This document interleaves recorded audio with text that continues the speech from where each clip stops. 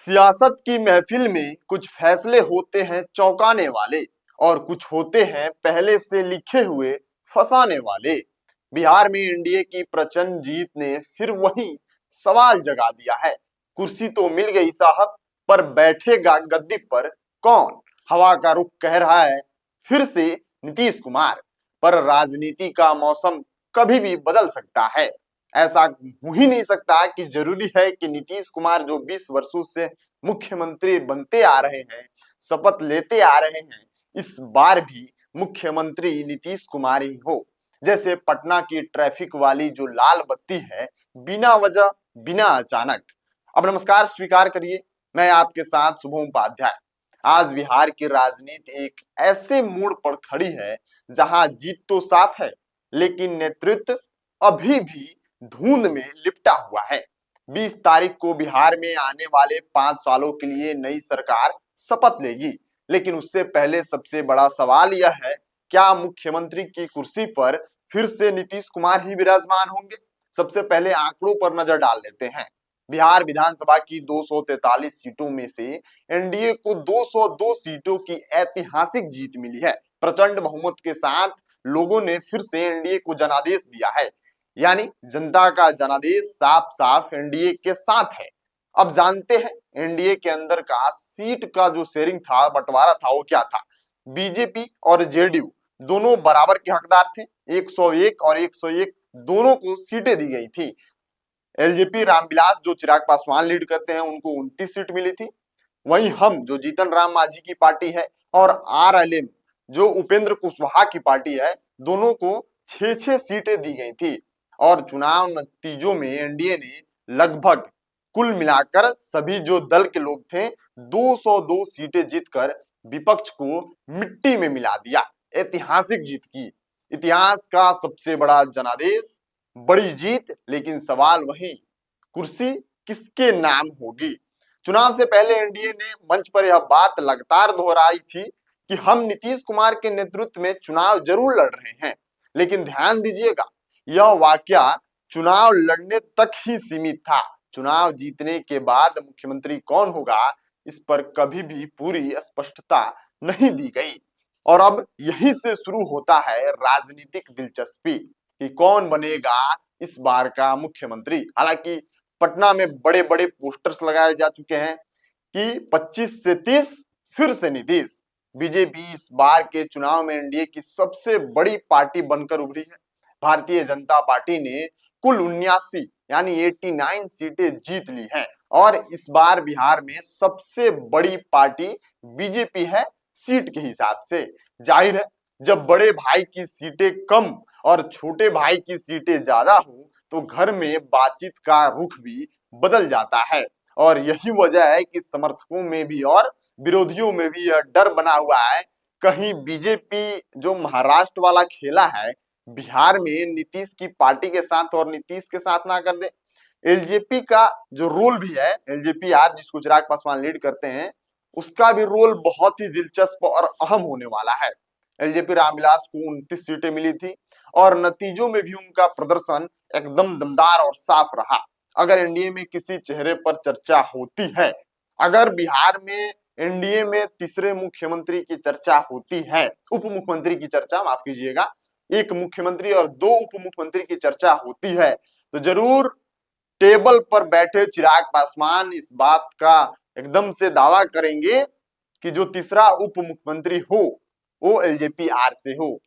अपनी शर्तें रख सकते हैं कि बड़े पद मिले। हालांकि जो एनडीए में सीट शेयरिंग के हिसाब से, विधायक के हिसाब से 6 सीट पर एक मंत्री पद देने का फॉर्मूला तैयार किया गया है।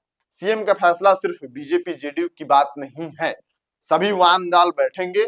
एक बार नजर डाल लेते हैं नीतीश कुमार के अनुभव और रिकॉर्ड्स पे। अगर नीतीश कुमार फिर से मुख्यमंत्री के तौर पे शपथ लेते हैं तो ये जानना जरूरी है कि नीतीश कुमार का अनुभव कितना है और नीतीश कुमार के साथ कौन कौन से रिकॉर्ड्स हैं।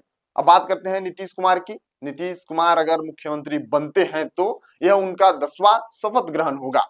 आप समझ सकते इस बात को कि एक व्यक्ति बिहार में जो 20 साल से मुख्यमंत्री की कुर्सी पे बैठा हुआ है, लेकिन आप इस बात का आकलन करेंगे तो आप समझेंगे कि 20 साल से बैठा है वो तो सिर्फ 4 बार शपथ ले सकता है।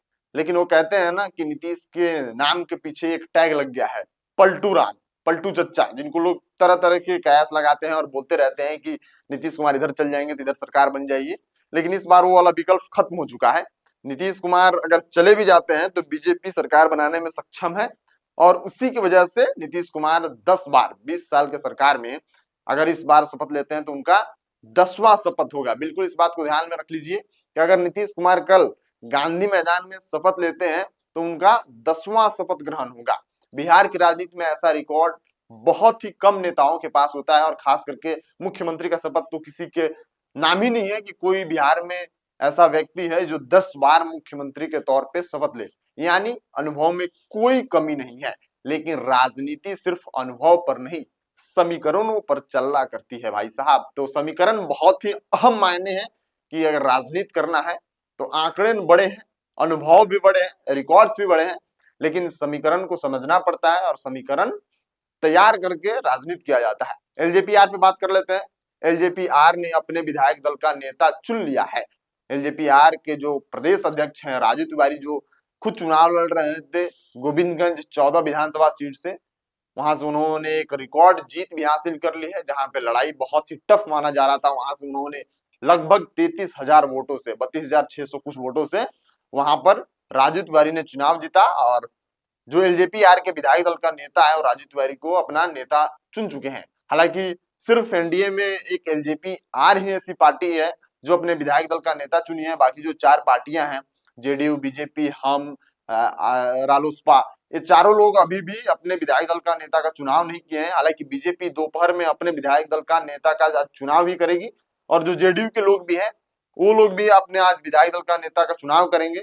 उसके बाद जो एनडीए के सारे घटक दल के लोग हैं, 6 पार्टियां हैं, 6 लोग बैठेंगे और जो विधानसभा का सेंट्रल हॉल है उसमें बैठेंगे और एनडीए अलायंस के जो विधायक दल का नेता है उसका चुनाव करेंगे।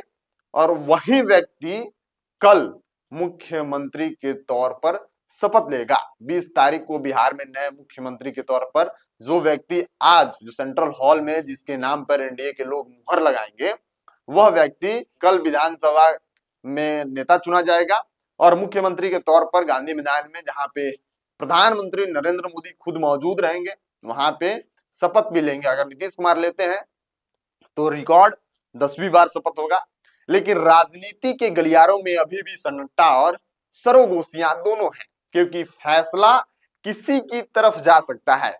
जनादेश आया है पर फैसला अभी बाकी है। कुर्सी तैयार है, बैठने वाला कौन होगा ये देखना अभी बाकी है। बिहार ने एनडीए को ऐतिहासिक जीत दी है, लेकिन बिहार का मन भी यही कह रहा है, बोलिए साहेब मुख्यमंत्री कौन बनेगा। 20 तारीख को तस्वीर बिल्कुल साफ हो जाएगी।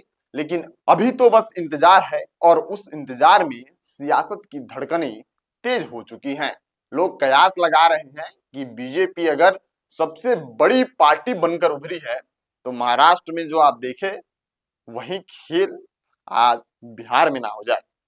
मिलते हैं कल खबर के साथ कि कौन बिहार की गद्दी पर बैठ रहा है। क्या बीजेपी अपने नेता को आगे करके मुख्यमंत्री की गद्दी पे बैठाएगी, या फिर से अनुभव और रिकॉर्ड्स की तरफ जाकर नीतीश कुमार को गद्दी पर विराजमान करेगी। बने रहिए नेक्स्ट जेन के साथ। हर एक चुनाव का अपडेट बिहार का हमने दिखाया आपको, अब आपको यह भी दिखाएंगे कि कौन मंत्री बन रहा है, किसको कौन सा मंत्रालय मिल रहा है, और क्या फिर से नीतीश बाबू को गद्दी मिल रही है। मिलते हैं अगली वीडियो में, तब तक के लिए आप बने रहिए नेक्स्ट जेन ब्रॉडकास्ट के साथ। मैं शुभम उपाध्याय, बहुत बहुत धन्यवाद आपका।